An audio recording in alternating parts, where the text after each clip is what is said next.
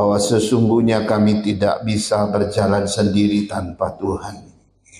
Tanpa Tuhan yang menyertai, maka perjalanan kami akan berantakan. Tanpa Tuhan hadir, perjalanan kami akan tersesat. Tanpa Tuhan pimpin, maka perjalanan hidup kami tidak akan pernah sampai kepada tujuan yang sesungguhnya. Itulah kami, seperti domba yang buta, yang tidak bisa melihat jauh ke depan. Kami cuma hanya bisa melihat apa yang ada di depan kami. Karena itu kami butuh pertolongan-Mu Tuhan. Kami butuh tuntunan-Mu, bimbingan-Mu, sehingga perjalanan kami bisa dipastikan akan sampai pada tujuan yang sesungguhnya. Tuhan, sebentar kami mendengar isi hati-Mu. Berbicaralah kepada kami, nyatakan kebenaran-Mu bagi kami, dan maksud dan tujuan yang indah yang Kau boleh berikan buat kami. Sehingga kami boleh berjalan bersama Tuhan sesuai dengan prinsip daripada kebenaran Tuhan sendiri. Berbicaralah kepada kami dengan bebas, Roh Kudus bekerja, dan urapi hamba-Mu dan kami semua yang mendengarkan. Dalam nama Yesus kami berdoa. Amin. Amin. Ya, shalom Bapak Ibu Saudara sekalian.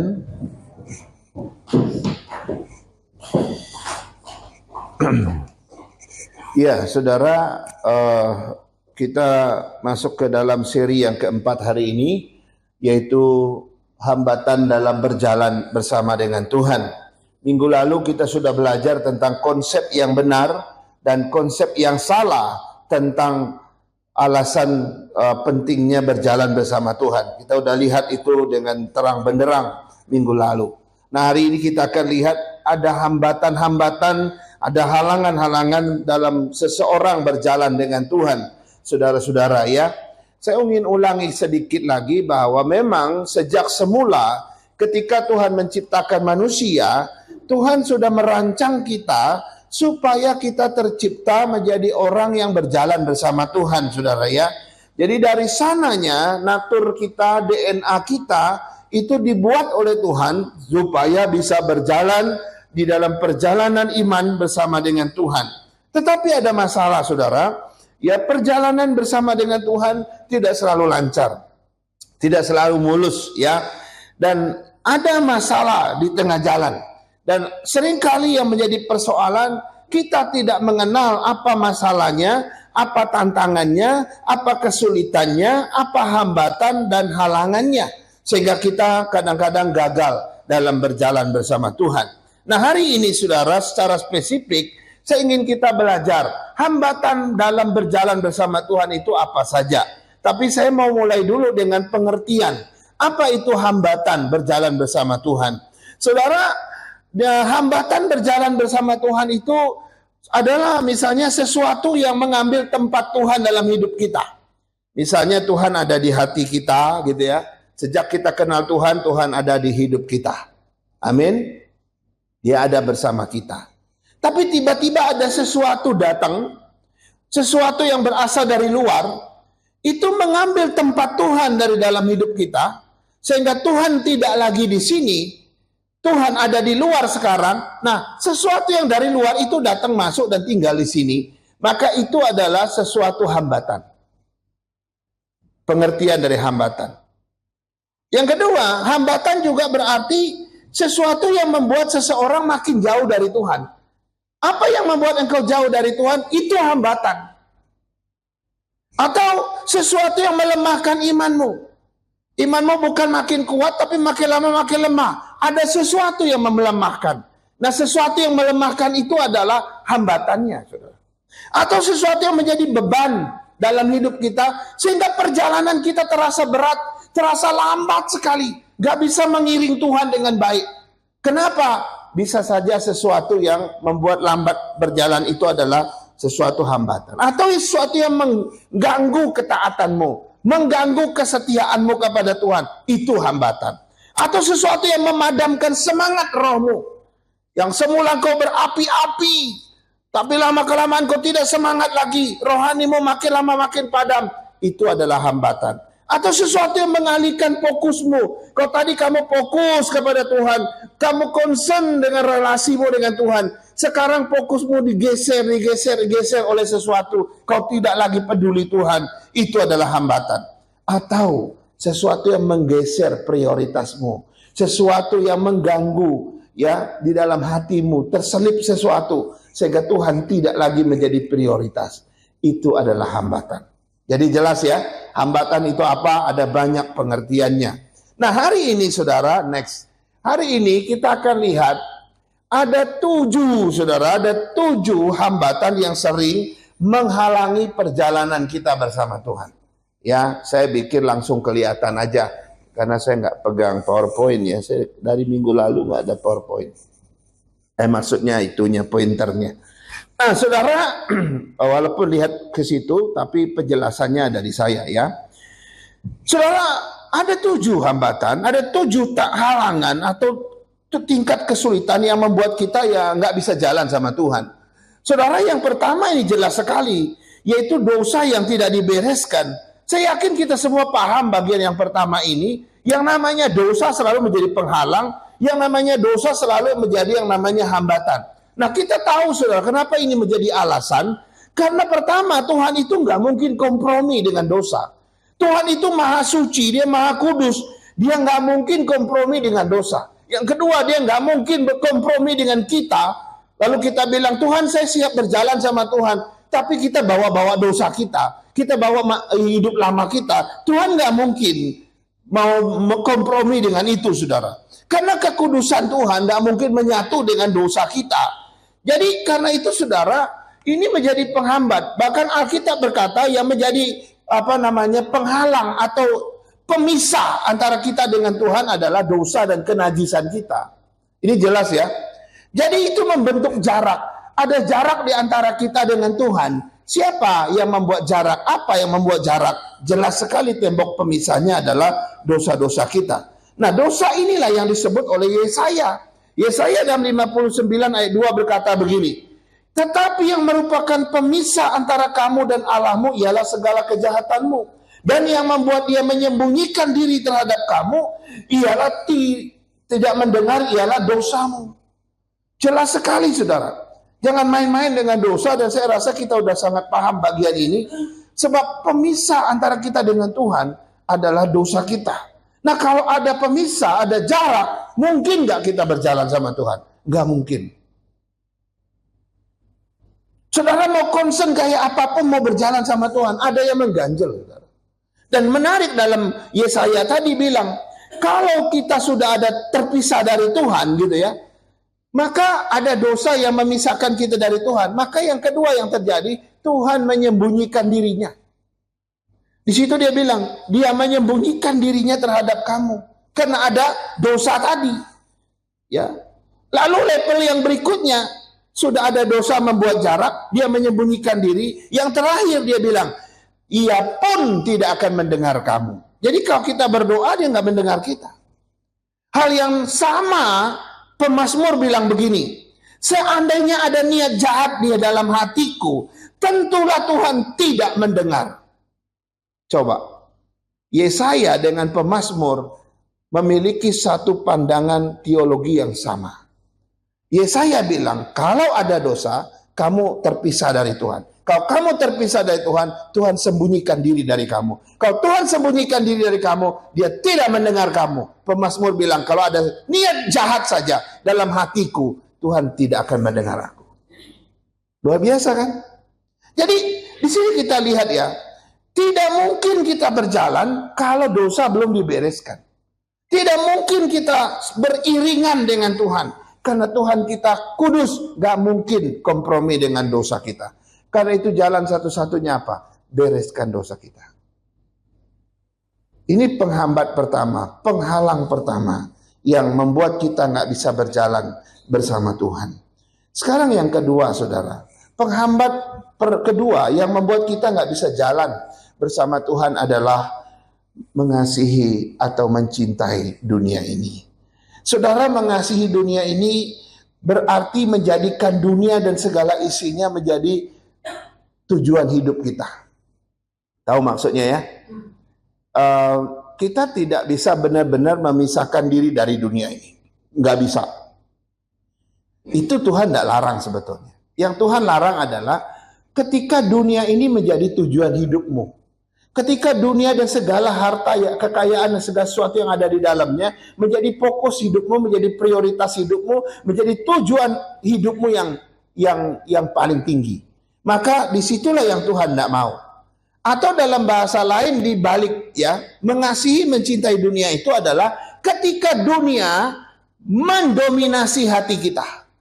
Ketika dunia ini memenangkan hati kita, menguasai hati kita, itu maksudnya. Lalu dia mengambil tempat Tuhan di sini, sehingga Tuhan tidak lagi jadi raja dalam hidup kita, tapi dunia menjadi raja atas hidup kita. Nah, selama dunia mendominasi hati kita, menguasai hati kita, memenangkan hati kita, mengambil tempat Tuhan dalam hati kita, saudara, maka kita sedang mengasihi dunia. Itu pengertiannya. Nah, tapi ada yang menarik. Mengasihi dunia tidak berarti kita membenci apa yang kita lakukan di dunia. Ini perlu dibedain ya. Mengasihi dunia itu tidak berarti saya harus berhenti bekerja gitu, enggak. Mengasihi dunia itu tidak berarti aku harus berhenti berkarir, enggak. Mengasihi dunia tidak berarti semua jabatan kedudukan saya lepas gitu, enggak. Atau semua popularitas saya buang. Hobi saya nggak perlu gitu ya. Mengasihi dunia tidak berarti kita menolak yang namanya harta dan kekayaan di dunia ini. Bukan, saudara. Ya, tidak ada yang salah dengan itu. Saudara bekerja, berkarir, punya jabatan, kedudukan, punya hobi, punya popularitas, punya harta, kekayaan, itu nggak salah. Itu nggak salah. Karena Tuhan memang suruh kita kerja mencari itu untuk kelangsungan hidup kita, kan begitu kan? Tetapi yang menjadi masalah adalah ketika semua itu menjadi mendominasi hati kita tadi.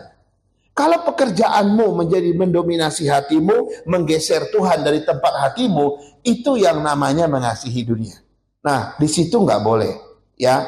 Tapi kalau engkau kerja, ya, kau berkarir, kau melakukan semua apapun, kegiatan apapun di dunia ini, tapi engkau tetap menjadikan Tuhan di atasnya, itu semua tidak mendominasi hatimu dan tidak mengambil tempat mengambil tempat Tuhan dalam hatimu, itu nggak masalah, saudara.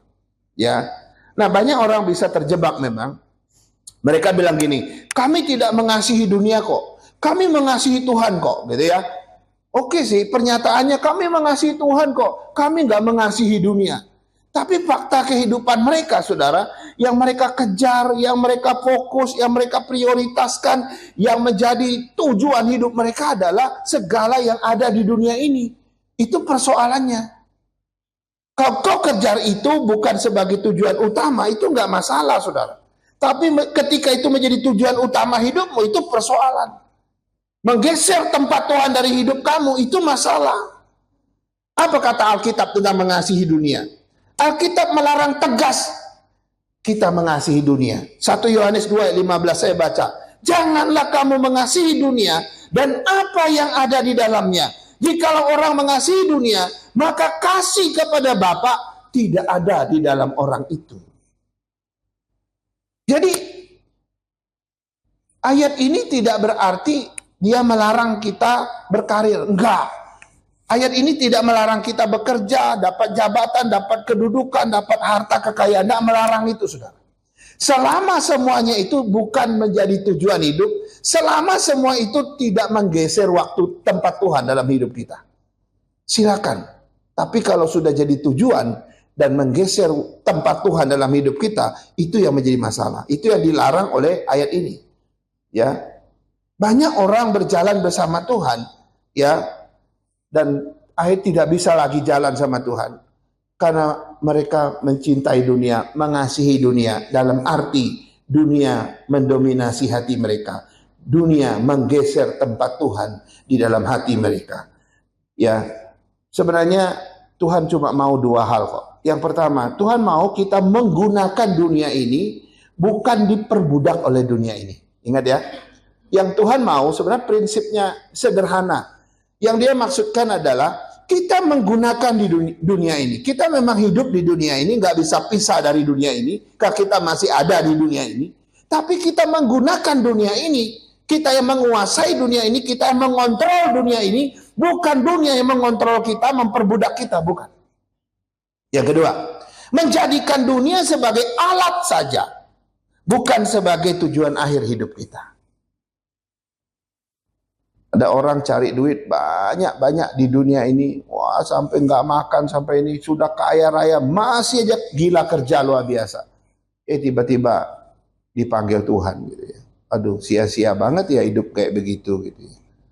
Setelah meninggal mereka baru tahu faktanya. Mereka betapa bodohnya hidup mereka begitu ya.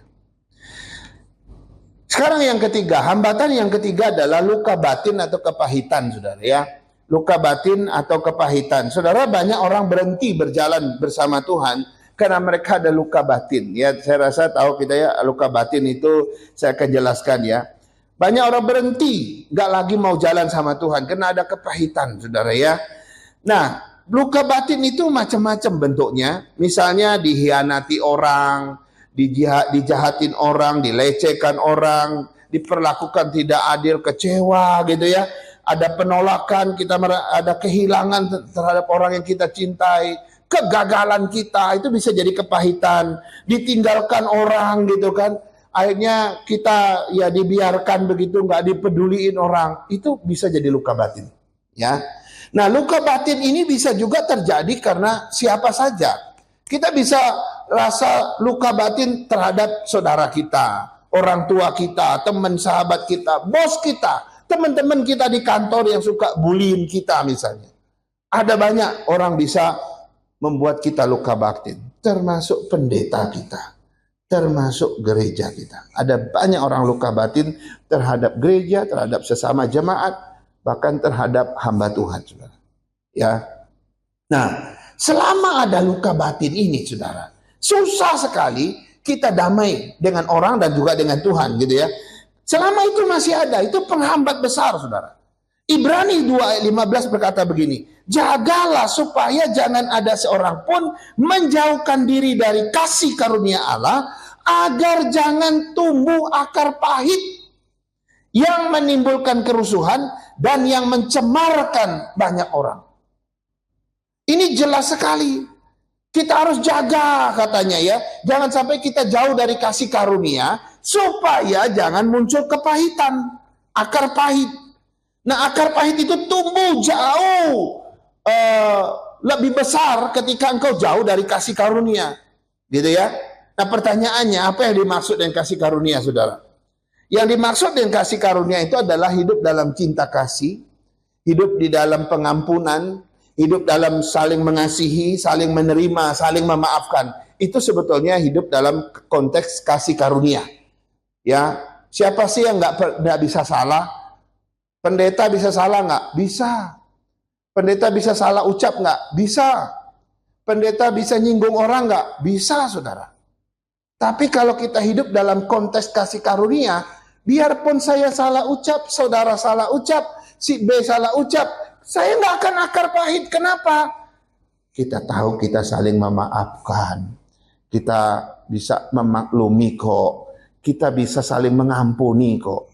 Nah, hidup dalam konteks kasih karunia kayak begini, saudara, itu mencegah timbulnya akar pahit. Tapi kalau kita jauh dari kehidupan kasih karunia seperti itu, Ibrani tadi bilang, gampang sekali muncul yang namanya akar pahit. Mengerikan, saudara ya. Gampang sekali. Dan akar pahit itu kalau dia makin besar, dia bisa menimbulkan kerusuhan. Mungkin kata kerusuhan terlalu gede ya. Ya mungkin konflik lah gitu ya. Konflik interpribadi dan pribadi. Lalu mencemarkan banyak orang katanya. Dan bersifat menghancurkan. Tadi persekutuan kita bagus karena ada satu yang lagi ada akar pahit. Aduh, relasi kita jadi hambar, rasanya nggak enak gitu ya. Jadi bagaimana kita bisa berjalan bersama Tuhan dalam kondisi yang kayak begitu?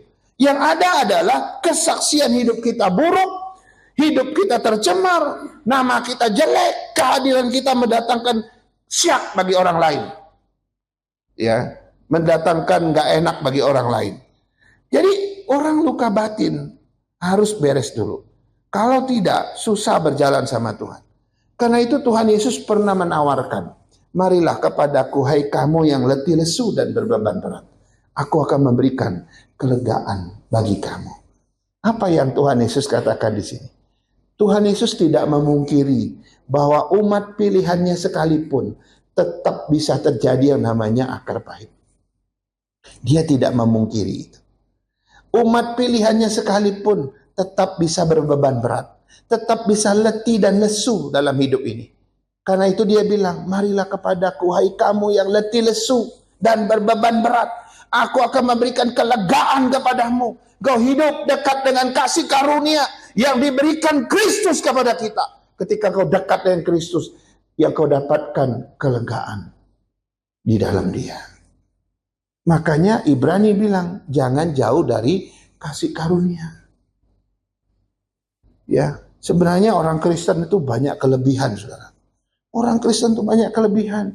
Kalau orang di luar sana, aduh, nggak ada kayak gini. Ya, kalau kamu ngomong apa, tetanggamu 2 kali lebih sadis balasin kamu gitu ya. Ya kan? Wah, itu beda sekali. Tapi kalau orang Kristen, udah mungkin dia cuma salah, dia kilap, kita maafkan saja gitu kan. Nggak bakal meletup, saudara.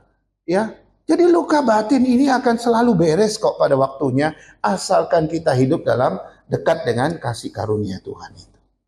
Amin, saudara. Ini penting, saudara. Dan ini penghambat yang ketiga. Kita lihat penghambat kita berjalan bersama Tuhan yang keempat. Tidak berakar dalam firman Tuhan, saudara ya. Saudara sudah puluhan tahun ikut Tuhan Yesus gitu, ikut ke gereja, belajar firman Tuhan, Bible study gitu ya. Tapi saudara susah berjalan bersama Tuhan karena saudara nggak bertumbuh.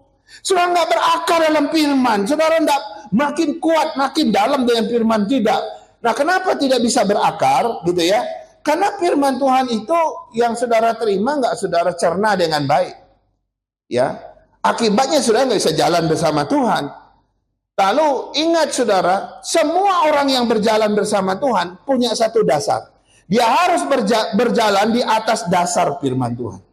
Nah, bagaimana saya bisa jalan dengan Tuhan kalau saya tidak punya firman, kalau saya tidak punya dasar? Harus ada dasarnya baru saya bisa jalan bersama Tuhan. Dan firman Tuhan inilah dasar daripada perjalanan kita. Tanpa firman Tuhan kita sulit ikut Tuhan, kita susah jalan sama Dia. Tanpa firman Tuhan tidak ada pelita bagi kaki kita, tidak ada terang bagi jalan kita. Tanpa firman. Dan tanpa firman tidak ada pondasi yang kuat. Pondasi hidup kita begitu lemah. Kau gampang tergelincir, kau gampang terjatuh karena pondasi perjalananmu begitu lemah. Saudara, di dalam Matius 7 diceritakan satu perumpamaan. Ada 2 orang membangun rumah. Yang satu orang bijak, yang satu orang bodoh. Orang bijak membangun rumahnya di atas batu. Waktu badai datang, banjir datang, rumahnya tetap kokoh. Tapi orang bodoh beda. Dia bangun rumahnya di atas pasir. Waktu badai datang, banjir datang, habislah rumahnya, roboh. Saudara, perumpamaan ini bicara tentang apa? Ini bicara tentang orang yang mendengar firman Tuhan, mendengar perkataan firman Tuhan, dan bertumbuh di dalamnya. Itu seperti orang yang membangun kehidupan iman Kristennya di atas batu yang kuat. Tapi ada orang lain mendengar firman Tuhan, tidak bertumbuh di dalamnya, maka dia seperti membangun rumah Kristennya di atas pasir. Nah, waktu badai datang, keduanya berbeda hasilnya. Jadi orang yang berakar dalam firman Tuhan, dia seperti berjalan di atas dasar yang kokoh. Batu itu jadi jalan dia, saudara. Tapi orang yang tidak mendengar firman Tuhan, tidak mau bertumbuh dalam firman Tuhan, dia seperti berjalan di pasir. Ya, waktu kita injak pasir, kadang-kadang dia jatuh gitu ya. Jalan kita pasti beda dengan orang yang jalan di atas batu yang keras, itu beda. Nah, di dalam Alkitab ini beda sekali. Inilah mengapa pengajaran firman Tuhan itu sangat-sangat penting. Saudara, saya berusaha, saya terus bergumul sebagai hamba Tuhan. Saya pun juga tidak bilang saya hebat, tidak bilang saya pasti bagus, tidak. Saya juga berjuang sebagai hamba Tuhan. Berjuang untuk memberikan pengajaran yang terbaik bagi jemaat. Saya berusaha. Karena itu yang paling penting, saudara. Saudara, saya mau bedakan.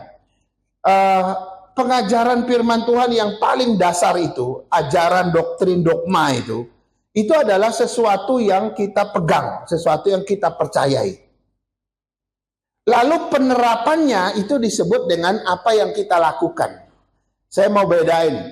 Yang kita percayai itu ajaran-ajaran dasar. Yang kita lakukan itu aplikasi, itu penerapannya. Nah, mohon maaf, gereja-gereja di luar sana lebih banyak menerapkan apa yang kita lakukan. Yang mereka khotbahkan apa yang kita kerjakan, apa yang harus kita lakukan. Ini terus dikerjakan, yang ini nggak diajarkan, yang doktrin dasar. Maka mereka bodoh, saudara. Yang mereka pegang, yang mereka percaya, yang paling dasar, mereka nggak belajar. Tapi yang mereka belajar adalah apa yang harus kita kerjakan, apa yang harus kita lakukan. Aplikasi terus. Akhirnya di sini mereka bodoh. Dan waktu iman mereka diserang di sini, mereka nggak bisa jawab. Tapi gereja Injili, apalagi gereja yang berlatar belakang reform gitu ya, wah kuat sekali di sini, saudara. Memang gereja harus seimbang sih. Dia ajarkan yang dalam, doktrin dasar yang kita pegang, yang kita percayai, kita juga mengajarkan apa yang kita harus lakukan, apa yang harus kita kerjakan. Kalau kita cuma mengajarkan apa yang harus kita kerjakan, kita tidak mengajarkan yang paling dasar, kita bodoh. Dan orang gampang menjatuhkan iman kita. Tapi kalau kita cuma ngajarin ini juga sendiri, kita nggak mengambilkan apa yang harus dilakukan, itu juga sedikit timpang, saudara. Nah, gereja yang kuat itu adalah dia tahu, jemaat tahu. Setiap jemaat tahu, oke, saya percaya itu. Misalnya kita lagi belajar doktrin Allah Tritunggal, aduh susah banget ya Allah Tritunggal ya. Kayaknya di atas sana itu teori itu susah tuh belajarnya gitu ya. Tapi jangan salah, saudara. Inilah yang nanti akan membuat engkau membangun di atas batu itu. Tapi yang ini kita dengar enak nih. Aplikatifnya wah enak gitu ya. Tapi ini kau nggak ngerti, bahaya sekali. Jadi di dalam bertumbuh dalam firman itu nggak cuma di dalam aplikatif saja, tetapi juga bertumbuh di dalam ajaran dasar yang kuat, saudara. Saudara, waktu terjadi krisis tahun 98, krisis lagi setahun 2000-an, ya kan? Bahkan waktu Covid, banyak iman orang karismatik itu yang kolaps. Selama ini mereka mendengar, wah mujizat Tuhan, penyakit pergi, ya. Segala masalah ekonomi beres, persoalan lancar. Begitu masalah dan krisis terjadi, mereka nggak bisa kasih jawaban. Banyak yang mundur dari gereja, kecewa sama Tuhan. Kenapa yang mereka dengar di gereja berpuluh-puluh tahun, kok nggak sesuai dengan kenyataan? Tapi orang Injili, mereka bisa menjawab. Karena ajaran yang mereka pegang, itu menceritakan apa adanya. Dan mereka tahu prinsip-prinsip yang kuat di sana. Karena itu, saudara, mari kita tumbuh di dalam firman. Kalau engkau nggak bertumbuh, kau susah berjalan bersama Tuhan. Kalau saudara nggak berakar dalam firman-Nya, susah sekali kau berjalan bersama Tuhan. Ya. Yang kelima, hambatan yang kelima adalah tekanan hidup. Saudara, ada banyak orang gagal berjalan sama Tuhan. Ada banyak orang juga berhenti berjalan bersama Tuhan. Kenapa? Karena terlalu berat tekanan hidup yang mereka terima. Terlalu berat. Ada banyak tekanan hidup, saudara. Tekanan hidup itu bisa tekanan ekonomi, misal tekanan hidup dari ekonomi misalnya ya. Tidak ada uang, gaji nggak cukup gitu ya. Kerjaan sulit, usaha dan bisnis bangkrut. Itu tekanan ekonomi. Tekanan hidup yang berasal dari ekonomi. Lalu tekanan emosional, tekanan mental misalnya ya. Kecemasan, stres terus menerus gitu ya. Kesepian, rasa bersalah, depresi, kesedihan yang mendalam. Itu tekanan mental, tekanan emosional. Ada tekanan kesehatan juga, saudara. Misalnya sakit kronis, sakit yang nggak sembuh-sembuh, udah berbulan-bulan, bertahun-tahun gitu ya. Ya itu juga bisa jadi tekanan. Kondisi fisik yang makin melemah, ya. Kemudian penyakit, ya, yang menimpa kita, keluarga kita misalnya ya. Biaya perawatan yang mahal, rumah sakit yang begitu tinggi biayanya. Asuransi yang nggak cukup misalnya. Wah itu tekanan hidup yang berasal dari kesehatan. Ada tekanan misalnya terhadap waktu dan tanggung jawab Bisa juga, misalnya pekerjaan yang banyak, yang menumpuk gak selesai. Bos kita bilang, besok harus selesai ya. Waduh, mau lembur 3 malam pun gak selesai. Oh, itu memberi tekanan, saudara ya. Jadwal yang padat, tidak punya waktu istirahat, dan belum lagi tuntutan keluarga untuk selalu ada waktu bersama mereka. Itu tekanan. Tekanan lingkungan sosial, tetangga kita ngomongin kita, tetangga kita ngejahatin kita, dia ngejelekin kita. Waduh, ini tekanan sosial. Tekanan masa depan misalnya, takut dengan masa depan, kita khawatir gagal di masa depan, kita bingung mau menentukan apa tujuan hidup kita, kita nggak yakin ya masa depan kita atau anak-anak kita, bahkan saudara-saudara kita merasa nggak punya kendali untuk masa depan. Tekanan misalnya, tekanan rohani, ini tekanan spiritual, tekanan yang terakhir, itu merasa jauh dari Tuhan. Doa tidak dijawab Tuhan. Pergumulan melawan dosa terasa berat. Merasa nggak layak di hadapan Tuhan. Lelah dalam pelayanan. Ya, kecewa terhadap gereja dan sebagainya. Ini tekanan spiritual.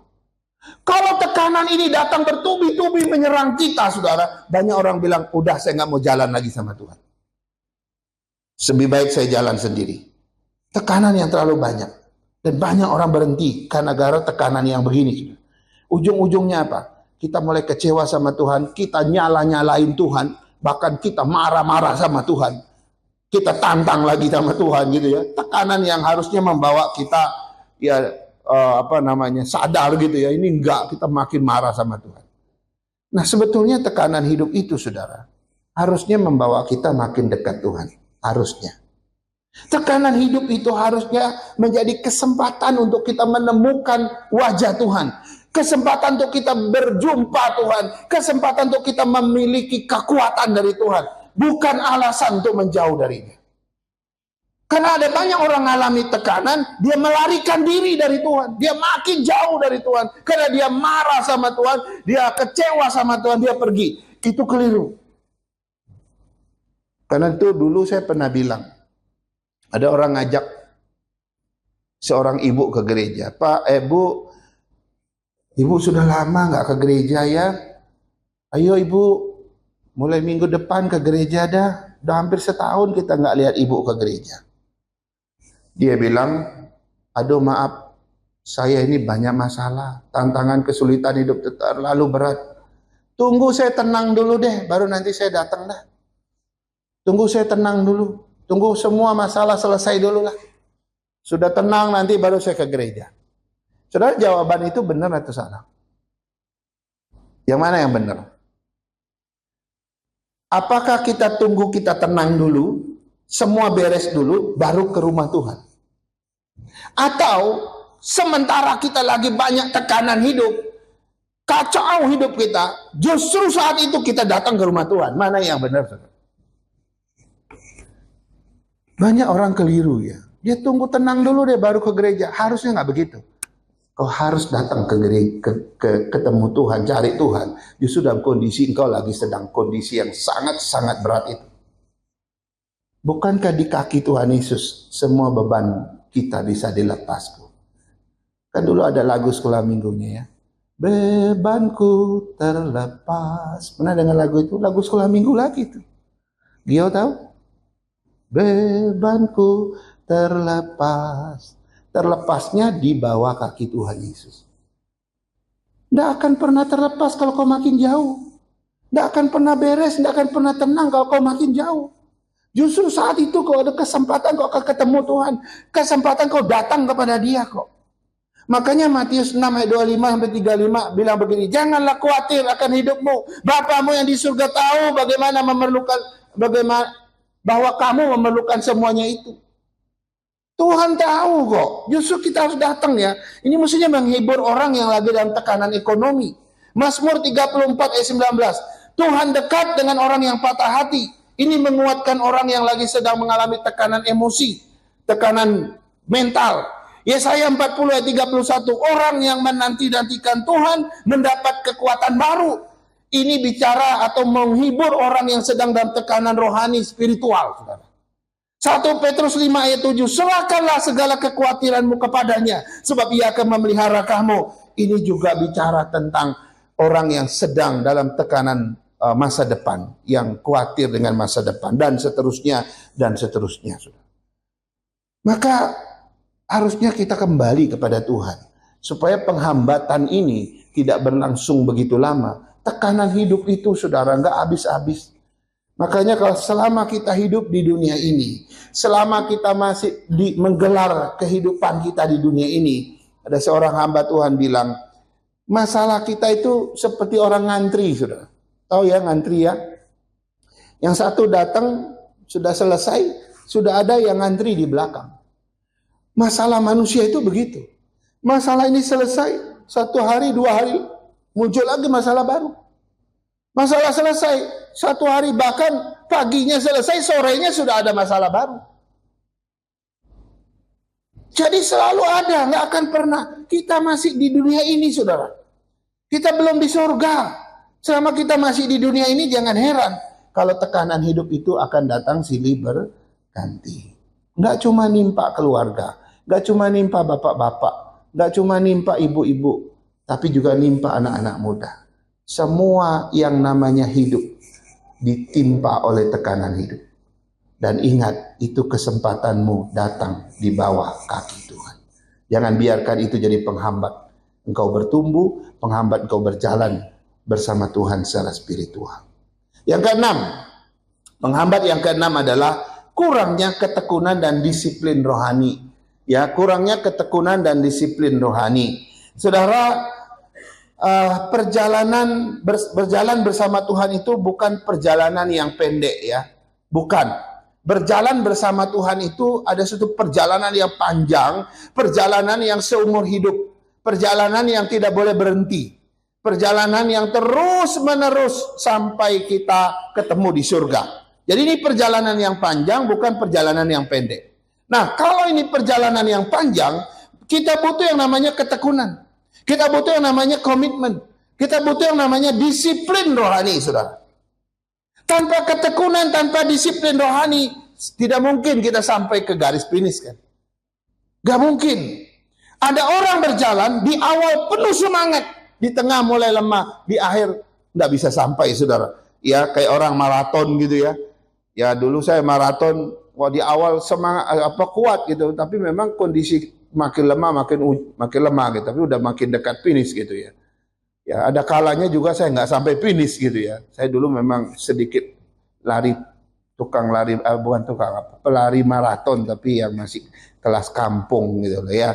Nah, di awal tahun, nanti ini kita mau masuk tahun baru nih ya. Kita masuk tahun baru, saya bikin resolusi dengan Tuhan gitu ya. Mulai tahun ini saya harus rajin doa, rajin firman Tuhan, rajin ibadah, rajin pelayanan, semua rajin. 2 bulan, 3 bulan, makin begini ya. Tuh Pak Salim tuh menuntun kita baca Alkitab. Wah, dulu tuh semangat tuh, berapa tahun yang lalu gitu ya. Ya, ada yang cepat, ada yang di tengah, ada yang di belakang gitu ya. Ada yang larinya kayak kuda gitu ya, tapi ada yang larinya kayak apa tuh? Kayak kura-kura gitu di belakang gitu ya. Nah, hari ini saya dengar situasinya udah banyak yang sudah tidak jalan lagi gitu ya. Tapi masih ada yang setia ya, puji Tuhan gitu ya. Begitu mungkin nanti seleksi hidup kita kira-kira ya. Yang sampai finish itu cuma sedikit gitu ya.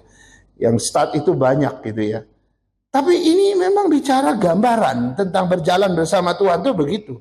Butuh ketekunan, butuh disiplin rohani, butuh komitmen yang mutlak, komitmen yang tinggi. Gak bisa main-main, saudara. Soalnya ini mengikut Tuhan adalah suatu perjalanan yang panjang, bukan perjalanan yang pendek. Rasul Paulus berkata dalam 1 Timotius 4 ayat 7-8, dia bilang gini, latihlah dirimu beribadah, sebab latihan badani terbatas gunanya, tetapi ibadah itu berguna dalam segala hal.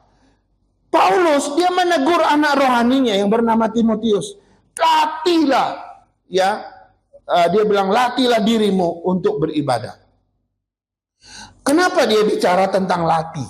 Latih ini bicara tentang latihan. Kita kalau latihan otot gitu ya, makin lama otot kita makin gede gitu kan. Nah, iman kita juga bisa dilatih, saudara. Nanti otot iman kita juga makin besar sehingga makin kuat gitu kan. Nah, Timotius ya, dia dapat didikan yang keras dari Paulus. Dia suruh Timotius hidup dalam disiplin rohani yang sangat-sangat tinggi, saudara. Latihan badani itu terbatas. Latihan rohani itu yang sangat-sangat kuat. Karena itu dia suruh dia melatih diri untuk beribadah, untuk melayani, untuk doa, untuk firman Tuhan dan sebagainya. Maka ini disebut spiritual training. Ya, spiritual training itu adalah latihan rohani. Kita semua mestinya punya latihan rohani. Nggak cuma olahraga secara fisik. Kita mestinya olahraga secara rohani. Ya, supaya otot-otot iman kita, otot-otot ini kita gede gitu ya. Ini menarik. Ibrani 10 ayat 36. Kamu memerlukan ketekunan supaya setelah kamu melakukan kehendak Allah, kamu memperoleh apa yang dijanjikan. Saudara, ternyata di balik ketekunan itu, di balik disiplin rohani itu, ada janji, ada janji. Janji Tuhan kepada kita. Nah, janjinya apa memang tidak disebut di dalam Ibrani, tapi di kitab lain disebutkan bahwa kita akan memperoleh mahkota. Kita akan memperoleh hadiah. Sama seperti orang yang lari, pada akhirnya akan memperoleh hadiah. Dan Tuhan sediakan hadiah, dan itu adalah mahkota. Ketekunan kita pada akhirnya tidak akan sia-sia. Saudara mungkin rasanya jauh ke gereja hari ini, jangan khawatir. Tuhan ingat itu, Tuhan catat itu. Suatu saat kau akan bersuka cita karena kau boleh setia dalam ibadah yang jaraknya begitu jauh. Ke gereja aja bisa 1 jam lebih. Saudara, itu bukan sesuatu kebodohan, bukan. Tapi itu satu ketekunan, satu komitmen, satu disiplin rohani yang saudara tunjukkan kepada orang lain dan juga kepada keluargamu sendiri. Kalau kamu sebagai ayah dalam 1 jam lebih datang ke gereja, anak-anakmu akan meneladani kamu. Ini ayahku luar biasa. Semasa hidupnya, jauh sekali kami ke gereja, dia tetap bawa kami ke gereja. Dia belajar dari ibunya, dia belajar dari kita-kita semua yang masih tekun datang walaupun kita jauh. Saudara, ini disiplin rohani, ketekunan itu suatu simbol ya daripada orang yang berjalan bersama Tuhan tidak tahu lelah. Tapi ada orang sudah rumahnya cuma di sebelah gereja, belum tentu ke gereja. Karena adalah lucu kan ada orang kayak begitu ya. Semuanya tergantung pada ketekunan, komitmen dan disiplin rohani. Biarpun dia di sebelah gereja, kalau dia nggak ada 3 itu, nggak bakal ke gereja. Tapi ada orang jauh sekali bisa datang. Ya, luar biasa saudara. Ya. Tanpa ketekunan disiplin rohani, kita nggak mungkin berjalan sama dia. Yang ketujuh, yang terakhir. Nah, ini menarik saudara, yang ketujuh ini. Hambatan yang ketujuh, kita nggak mungkin jalan sama Tuhan kalau kita mengalami yang namanya kesibukan tanpa spiritualitas. Ini menarik ya. Kesibukan tanpa kerohanian, itu apa sebetulnya? Kesibukan tanpa kerohanian, tanpa spiritualitas itu apa? Saya mau jelaskan dulu ya. Kesibukan tanpa kerohanian, tanpa spiritualitas itu artinya begini. Seseorang yang aktif bekerja, ya aktif secara jasmani, ya fisik ini, tapi tanpa hubungan dengan Tuhan, saudara. Saudara misalnya aktif bekerja, wah jam 5 udah bangun, jam 6 sudah sarapan, setengah 7 udah di motor, udah di mobil, udah jalan. Pulang nanti malam jam 10, jam 11, tidur dan sempat main-main sama anak. Besok gitu lagi. Saudara aktif sekali kerja, saudara aktif sekali kerja secara fisik. Tapi saudara tidak ada hubungan dengan Tuhan. Itu namanya kesibukan tanpa spiritualitas. Anggap ya, kesibukan tanpa spiritualitas. Atau saudara aktif bekerja tapi tanpa iman. Saudara aktif bekerja tapi tidak mau mendengar suara Tuhan. Saudara aktif bekerja, saudara aktif secara fisik, tapi saudara nggak punya relasi doa dengan Tuhan. Saudara aktif bekerja, saudara aktif secara fisik, tapi saudara nggak punya penyerahan diri dengan Tuhan. Dan bahasa sederhananya adalah saudara aktif secara fisik, kerja keras di dunia ini, tapi tidak berjalan bersama Tuhan. Itu pengertian daripada kesibukan tanpa spiritualitas. Nangkap ya?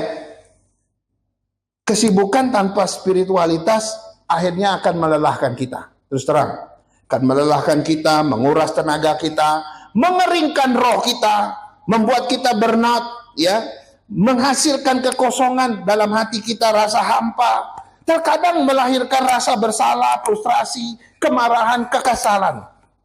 Itu bisa terjadi. Kesibukan yang dibangun di atas tidak dibangun di atas kerohanian ini, saudara, hidupmu akan terasa berat.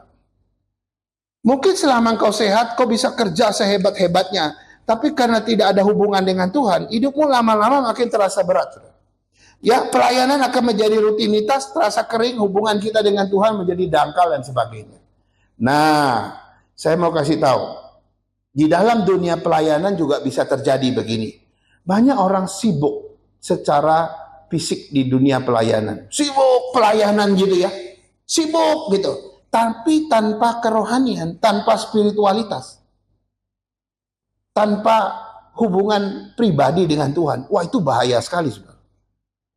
Melayani nggak dia? Pelayanan. Bisa nggak dia tetap main musik? Bisa. Tapi dia nggak ada iman loh dengan Tuhan. Dia nggak berserah diri loh sama Tuhan. Dia nggak pernah libatkan Tuhan loh di dalam pelayanan itu. Celaka, saudara.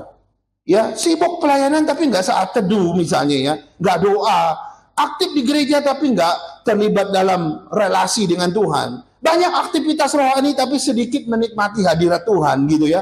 Melayani Tuhan luar biasa tapi hatinya jauh dari Tuhan. Sibuk mengurus acara gereja sampai lupa bersekutu dengan Tuhan. Ngeri nggak, saudara? Jangan heran akhirnya kemudian kerohanian kita kering, hampa, kosong. Nah, tapi ada yang saya menarik di sini. Di sini menariknya. Tuhan sebetulnya tidak melarang kita sibuk. Tuhan tidak melarang kita sibuk secara fisik, enggak, saudara. Ya. Kenapa? Karena memang Tuhan suruh kita bekerja dengan rajin seperti semut kok. Ya, dia suruh kita giat bekerja kok. Kalau enggak bekerja enggak makan kok. Kan Alkitab bilang begitu kan. Tuhan ingin kita bekerja dengan tekun. Jadi sebetulnya Tuhan tidak melarang kita sibuk di muka bumi ini. Enggak melarang. Tetapi yang dilarang Tuhan adalah kalau kau sibuk tanpa melibatkan Tuhan, tanpa spiritualitas. Itu yang Tuhan tidak mau. Misalnya kita sibuk bekerja setiap hari tanpa melibatkan Tuhan, tanpa berserah diri, tanpa berdoa sama Tuhan.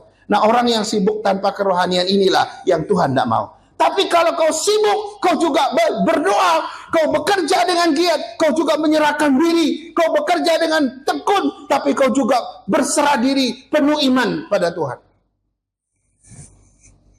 Dulu ada satu anak muda kita tinggal di sini. Saya kasih tahu ini ke lantai 4. Lantai 4 ini dulu ada belasan anak muda kita yang baru datang kuliah di Jakarta tahun 2002 ya. Saya gembala di sini, mulai di sini. Mereka tinggal di kamar-kamar ini. Di sini ada 3 kamar, sini ada 3 kamar, ya. Mereka ada 4 orang, ada 3 orang, ada berapa orang. Nah, di antara mereka ada yang masih kuliah, ada yang sudah kerja. Nah, ada satu anak muda, saya tidak perlu sebut namanya. Setiap dia yang bawa spare part loh, apa namanya? Sales spare part itu. Tiap kali dia turun tangga, nanti di tangga dulu ruang gereja ini di bawah ya, di lantai 2. Itu tiap kali dia turun, sebelum dia berangkat kerja, saya selalu lihat dia berlutut berdoa di altar itu. Dia berlutut, dia berdoa. Setelah dia berdoa, dia pamit. Contoh, saya pergi kerja dulu, kerja. Tiap hari, asal pagi saya turun, saya lihat dia selalu berdoa di situ. Itu contoh, saudara. Ya terlepas dia sungguh-sungguh berdoa, motivasi saya nggak perlu bahas ya. Kalau motivasinya cuma ya supaya dapat cuan banyak hari itu lain juga ya, beda lagi. Saya tidak usah bahas itu. Yang jelas dia aktif bekerja, dia juga mengandalkan Tuhan di situ. Ini yang namanya kesibukan disertai dengan spiritualitas. Nah, ada satu perumpamaan yang menarik yang saya mau sampaikan. Di dalam Lukas 10 diceritakan tentang Yesus mengunjungi 2 saudara, yaitu Marta dan Maria. Saya mau jadikan ini bagian terakhir khotbah hari ini. Tuhan Yesus datang dengan ke rumah mereka. Marta dan Maria ini bersaudara. menyambut Yesus dengan sikap yang berbeda. Dikatakan bahwa Marta itu sibuk sekali. Marta itu sibuk. Ia berfokus pada pekerjaannya. Ya, hatinya terpecah karena pekerjaan di dapur itu banyak. Dia harus siapkan makanan untuk Yesus dan rombongan gitu ya. Dia terganggu dengan banyak hal. Dia bahkan marah akhirnya, ya karena dia seolah-olah adiknya kok nggak bantu dia gitu ya. Dia mulai membandingkan diri dengan si Maria ini gitu ya, adiknya itu. Dia sibuk secara lahiriah tapi batinnya nggak tenang.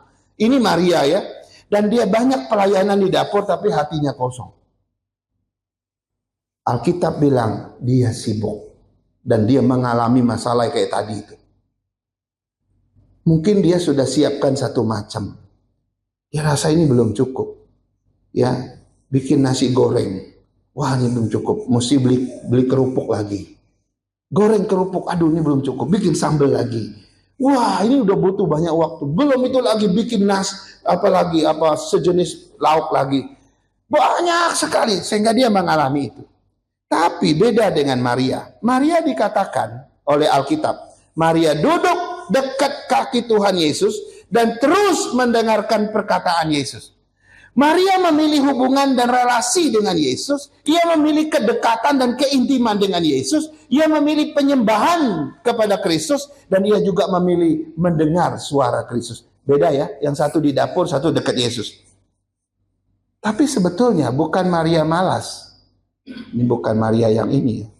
Bukan Maria malas. Para penafsir sepakat. Maria itu sebetulnya dia sudah membantu. Dia sudah menyiapkan apa yang perlu. Setelah itu Tuhan Yesus datang, dia baru duduk. Sebenarnya begitu. Nggak mungkin Maria tega segitu. Karena logikanya nggak mungkin begitu. Sebenarnya Maria sudah. Cuma yang berlebihan itu kakaknya. Si Marta itu saudara ya. Nah akhirnya yang menarik begini. Kepada Marta, Yesus bilang begini, Marta, Marta, engkau khawatir dan menyusahkan diri dengan banyak perkara.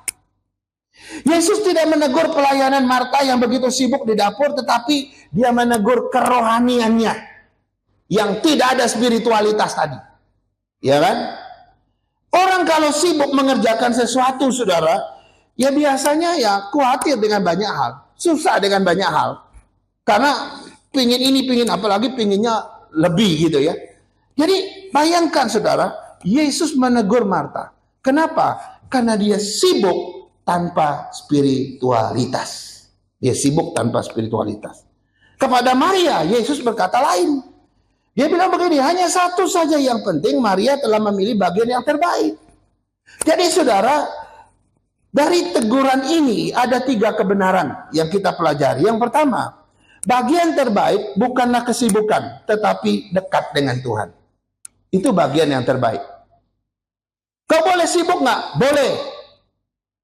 Tapi bagian yang terbaik bukan kesibukanmu, tapi spiritualitas yang mendampingi kesibukan itu. Itu yang bagian yang terbaik. Yang Marta memilih kesibukan tanpa spiritualitas. Tapi Maria memilih dua-duanya sebetulnya. Bukan cuma spiritualitas juga. Yang kedua, pelayanan itu penting nggak? Penting. Tetapi hadirat Tuhan lebih penting daripada pelayanan. Ini kita mau Natal ya. Saudara boleh sibuk. Wah pelayanan penting nih. Belum ini muse. Aduh makanannya bagaimana nanti ibu-ibu besok malam mau rapat. Kita mau tentukan banyak hal. Boleh, kau boleh sibuk. Tapi lebih kesibukan itu, persiapan itu boleh begitu penting. Tapi lebih penting hadirat Tuhan. Yang ketiga, yang terakhir. Aktivitas itu perlu nggak? Perlu. Tetapi hubungan pribadi dengan Tuhan jauh lebih utama. Ini penghambat kita yang terakhir kalau kita kesibukan kita tanpa spiritualitas. Jadi Bapak Ibu kerjalah dengan baik-baik. Mau sibuk, sibuklah. Tetapi harus disertai dengan spiritualitas, kerohanian. Jangan lupa melibatkan Tuhan di dalam pekerjaan. Mari kita berdoa. Tuhan terima kasih. Sejauh ini kami ditegur terus-menerus oleh Tuhan. Kau ingin kami berubah. Kau ingin kami menjadi seperti yang Kau inginkan. Kami seringkali terhambat gagal, berhenti berjalan bersama Tuhan. Karena ada 7 hambatan yang mengerikan ini. Dan kami kadang-kadang tidak sadar bahwa kami sedang terhambat olehnya. Sekarang mata kami dibukakan. Paradigma kami telah dibukakan. Akhirnya kami tahu. Dan kami akan bereskan satu persatu. Kami akan berjalan bersama Tuhan. Tanpa hambatan, tanpa halangan. Terima kasih Tuhan.